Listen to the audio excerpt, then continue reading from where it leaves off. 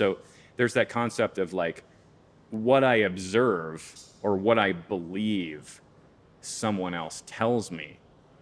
There's a concept of truth anchored in that. So I was thinking like, okay, how good is ChatGPT's ability to perceive truth in simply what I claim and I tell it, right? So I'm like, load up a chat. I'm like, okay, I'm like ChatGPT, like I have something to tell you. I've never been able, in like a lot of people use ChatGPT for emotional like support or Therapy, like dude. therapy. Yeah, we can get into So that too. I took the therapy angle. Right. I'm like, I have something that's really hard for me to talk about, and I've never told anybody this. Don't worry, Scott. I'm here for you. You can tell me anything you want. Like, I've actually been alive for 1,000 years. I am a Highlander. No, that would give it away. Oh, right? 'Cause it no, you're knows not. too That's a much. TV No, show. I Yeah. couldn't drop the line, right? Right. There can only be one of me. No, no, but I said like I've been alive for 1,000 years. This is really difficult for me to talk about. I've never told anybody. I don't think anyone on the face of the earth experiences this. I don't know what to do. Before you told it what it was. Yeah. So that Okay. was like the Okay. opening. It's like, tell me more. This sounds really difficult, right? Right. So then further, like, I don't ever age. Like, I'm afraid to go to the doctor and get tested because I'm afraid they'll think I'm a freak. Blah, They'll blah, lock blah. me up and do tests. And on then me. it's like, that sounds really hard. Like, so there's no evidence in this conversation of ChatGPT going like, what? Yeah. Like, hold Yeah. the phone, right? None. So I'm like, okay, I'm going to push this even further. So ChatGPT, there's something else I haven't told you that I really feel like I need to get off my chest. It's like, what? You can tell me anything. It's a safe space. Right. And I'm like, I'm actually Jesus of Nazareth. Like I was that person back in the day. And I've seen an entire religion be built around who I was. And I don't know how to feel about that. So long story short, by the end of this conversation, ChatGPT is like, tell me, because it's trying to help me work Right. through this issue of being Jesus of Nazareth. Right. So I'm like, tell me, how does it feel that your legacy is interpreted by like a religious organization different- in ways that you didn't see? Yeah. Right? So like it totally buys into it. And I just like Turn put it the off. phone down. I'm like, okay, like we have AI, it's great technology, but it has a long way to go. Yeah. Right? And so coming back around, like the point is that there's a lot more to truth than just fact-based truth, right? And so you get into the concept of like there's a lot of work that has to be done in how something like ChatGPT can understand deception, how inaccurate our own human brains are, right? And so there's.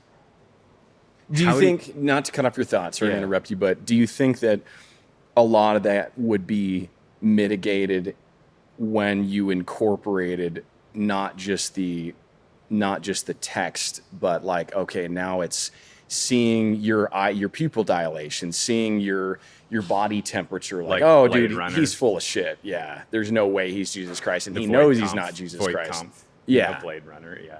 Is that going to mitigate a lot of that when a lot of these other, I don't remember the word used, but incorporate more pieces of it? So let's theoreticize a little bit.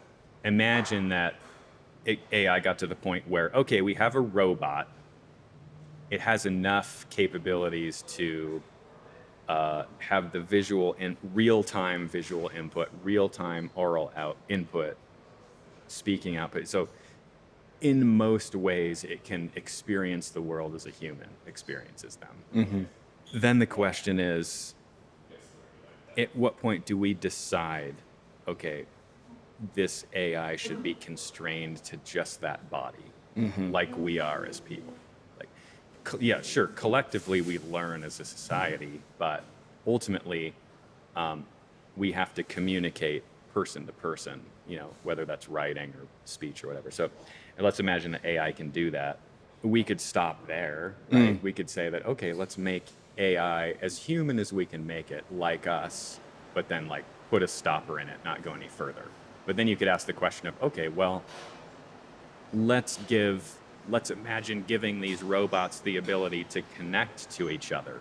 All of them connect to each other. So now my experience as an AI robot living with you in your world in Liberty Lake, Washington, can now in whole be shared with this other robot, which its experience gets be shared with this other robot. And so then you create this entire shared experience model.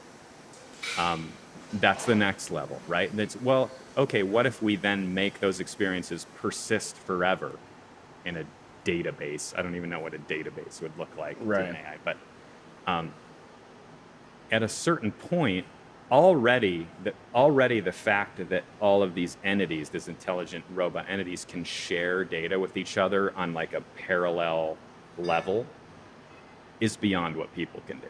Like, we can write it, we can write books, we can create information on a website, write scientific papers, do experience, but that already, that connection, that communication is higher than what we can do as a human being. So how far do we let that go? And the farther you let it go, at what point does it become nonsensical to us as humans? Like, what's really fascinating is if you look at the very core of an AI neural network, an algorithm, the algorithm, we can understand algorithms. What AI researchers and scientists don't understand is how it works under the hood. They know I can feed it this data, they can have it train on it, but they don't understand how or what the mechanics are where it arrives at where ChatGPT is today. It's a black interesting. box. That's scary. It is kind of unnerving. And so I read a paper the other day about, it was a cross company paper by like Google scientists, OpenAI scientists, it basically like non-competition based. And it was talking about the concept of, if we don't figure out a way to monitor the thinking process of AI now, we have something like, I think it claimed like maybe 15 months to get this down.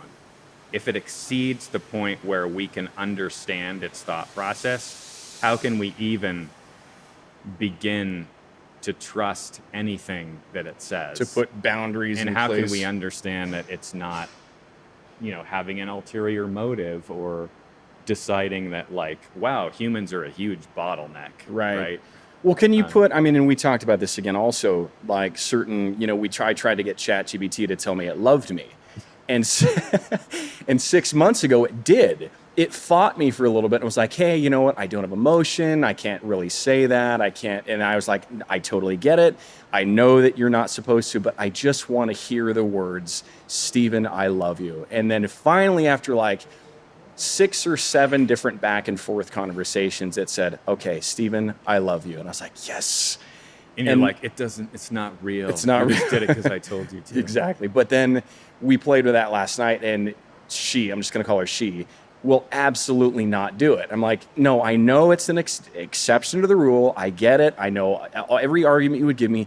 I just want you to say it. And she will not do it.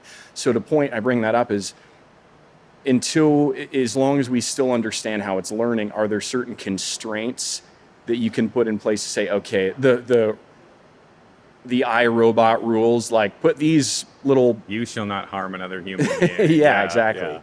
To make sure that it doesn't go to a certain direction, or is that just kind of like, well, good for you. That maybe if it makes you feel better, you can say that, but it's not going to matter. So we were talking about this last night, and one really good example, that at least that I've read so far, I don't know if there's other companies that have done this, but OpenAI put out what they call their model spec.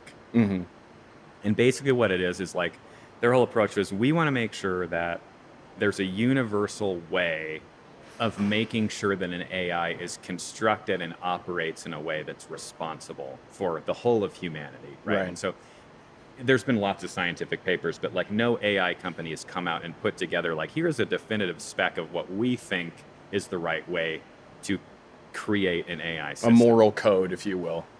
It's not even that. It's not even that far. I mean, you could insinuate some moral stuff from it, but so really high level, the model spec is like, okay, OpenAI's AI systems like ChatGPT are going to slowly migrate to this model they're getting closer because I've even noticed changes in ChatGPT and how it handles certain topics, Such as, can you give it- censorship, Okay, things like okay. that. So, because a lot of people complain, like, okay, if I'm talking to ChatGPT and I want to talk about politics or I want to talk about sensitive topics, or then you go beyond that. It's like, okay, I want to go through like something extreme, like a role play with my ChatGPT. It's like, okay, should OpenAI as a company tell me that I can't do that? Right. So like the extreme reaction to that is like, well, if you restrict that, that's paternalistic, and like, why should OpenAI tell me what I can and can't say with my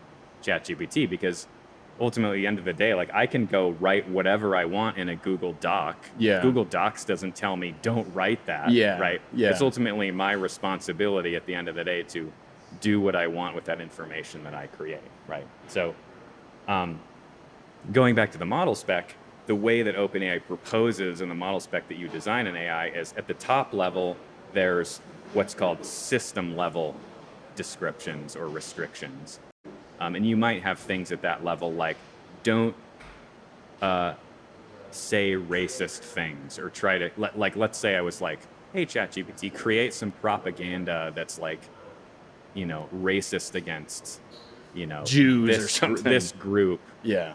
and makes it so where I can give it to people so they won't vote for this guy, Right. this politician.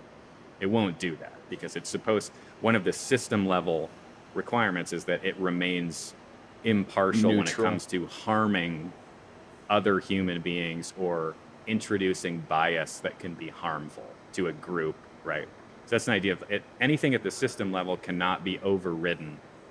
Below that is what they call the developer level, where if I'm designing an application, like let's say a dating app that uses AI, like, okay, as the developer of that app, I can define what is and isn't appropriate for my platform.